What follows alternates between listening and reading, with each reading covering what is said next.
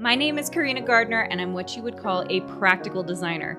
If you're ready to create a life that you love, become an incredible force for good, and generate income while pursuing your dreams, this is the podcast for you. Welcome to Make and Design. Have you ever been criticized for something that you felt like you had done a great job on? In today's episode, I want to talk about how, as designers, criticism is almost unavoidable. And a lot of it has to do with understanding how to become vulnerable with your creative work. Now, this applies, I think, to authors, musicians, any kind of creative out there, fine artists, because one of the things that has been so interesting, especially with the advent of social media and the ability for everyone to be able to put their work out there and allow it to be purchased. At the same time, we invite the negative side of things, which is criticism, judgment, in some ways, customer service issues. And so I thought we could talk a little bit today about taking criticism and understanding where it comes from. So I think there are a few different things that go on when someone makes a judgment of your work, okay? And by the way, we receive judgments all the time from our family and friends about our work. We just don't think of them necessarily as criticism. Many of them are positive. So that's actually a criticism as well, right? We just think of it, or we can call it, I guess, a judgment. A judgment, which we usually think of in the negative, can be positive, right? A judgment might be like, your work is so amazing. That's actually a judgment, right? Someone is telling you what they believe about your work. And then the opposite, which is, I really dislike your work, right? That's a criticism or a judgment in the negative, right? And so because it is inevitable, because people immediately, when they see anything, like whether they see an art piece, whether they see an action, we are as like individuals, always judging and assessing how that means to us. And it happens in neutral settings. Let me give you an example. I might be making dinner and I have to make a call about what we're going to make. And let's pretend I decide to make spaghetti. My 11-year-old can walk into the room and he might look at me and say, I don't want to eat this. He's making a decision, right? And his judgment of it might be spaghetti sucks. It might not be that. It might be like, maybe then I have my 16-year-old come in and she says spaghetti is awesome. They're both making judgments. And we're talking about something neutral. I am not attached to the spaghetti, right? Like the spaghetti is not my baby. And so when I hear my son say, I don't like spaghetti, which by the way, he likes the pasta noodles, but he doesn't like the actual sauce. So he'll eat the pasta noodles. It's not going to hurt my feelings because I know it is about him. It is not about me. It's about the spaghetti, right? Now, let's take this example with your artwork. When someone looks at it and says, I don't like it, or I don't think that's pretty, or I don't think that's usable, why do we then think it is about us when usually they are just making a judgment on the thing, right? Do you see the separation there? But most of us don't think that way. We think of our artistic creations as a piece of us, which is really the wrong way to be thinking about it. It is something we make, it is something we do, but it is not actually a piece of us. It's something we create. It's actually a separate entity, just like the spaghetti is. And so when someone comes in and they make a criticism about that, you get to say, oh, interesting. That's interesting that you don't like it. Or interesting. It's interesting that you really love this. And it doesn't mean that it doesn't still hurt our feelings because we're all human, right? But if you start thinking of what you're doing as spaghetti, it suddenly takes on new meaning.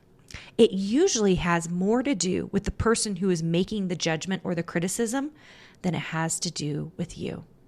Almost always. Sometimes they're saying it because they are jealous and they don't want to admit they're jealous. I know I have done this, okay? Like, I'm going to raise my hand to this.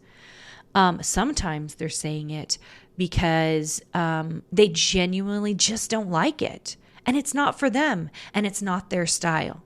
That has nothing to do with you, and it has nothing to do with all the other people who like it and think that they can use it.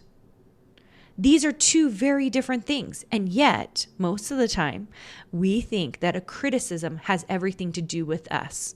And I'm going to tell you, criticism is almost 99% about the person who's making the criticism. Almost always. This should give you hope. And it should also make you rethink when someone says, hey, your stuff looks so good, or hey, your stuff looks so bad. Because it actually rarely has to do with you. Which is why it's, first of all, good to not take criticism from family and friends, because they're going to say things based on you, what they know about you, what's going to make you feel good or make you feel bad if you have a Debbie Downer in your family, right? It has nothing to do with you. Versus if you go to a professor at a university, or you're one of my designers and you're in a mentor meeting, you're going to see that the criticism isn't truly criticism. Instead, what they're doing is they're doing what we call critiques, right? And they're actually looking at the work, which is not a part of you. It is not you. It is the work. And how do we make the work better? That is a very different thing than just making a judgment call, okay? So if I look at a work and I go, hey, this is what I'm seeing here, I think it could be made better this way, it's offering advice. It's a totally different thing. A critique feels and behaves differently. It's more logical than just someone making an emotional judgment about your work, okay? Now, if this has recently happened to you, I am not discounting any feelings that you have felt when someone said, you're amazing, okay? You should still feel that. You should also still feel if someone says, that was crap, you're going to probably feel it. Not because you want to, but because you're human, right? But I'm hoping that this will allow you to have kind of a tool in your back belt that is more logical about your work. In our program, I really like to stress that we should make a lot of work, because when you make a lot of work, then they all stop becoming babies to you.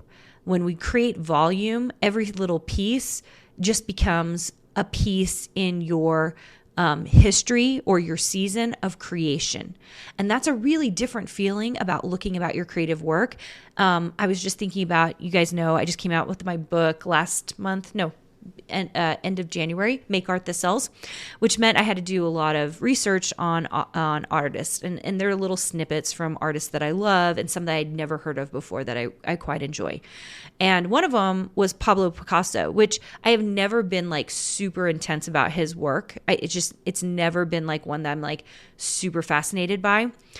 But I am fascinated by his process and how he got to Cubism and how he then, like, over his 30-year career, ended up in surrealism, because he was all about the evolution of who he was, not the criticism of the individual pieces he was making along the way. They were just pieces. They weren't a part of him. They were something he created and something in his legacy. But like, I don't think, and I hope he didn't, I mean, look, I guess I need to read more books on him, that he internalized that because he was okay with exploring and trying new things. So hopefully this helps. And if you've had a piece of criticism, I just want you to know you're not alone. This is normal. And as you become a bigger designer, as you become well-known, as you become someone who has volume and has a lot out there, I am telling you, you are going to see more of this. I know I have. And it still hurts. But if we can take it to a logical place, it helps. And that's really what I'm trying to do, is give you something that's going to help you. All right, guys, everybody have a great day, and I'll see you soon. Did you know you have access to more free design content, die cut files, and sewing patterns? Join our exclusive VIP group for free by going to designsweetcourses.com/free.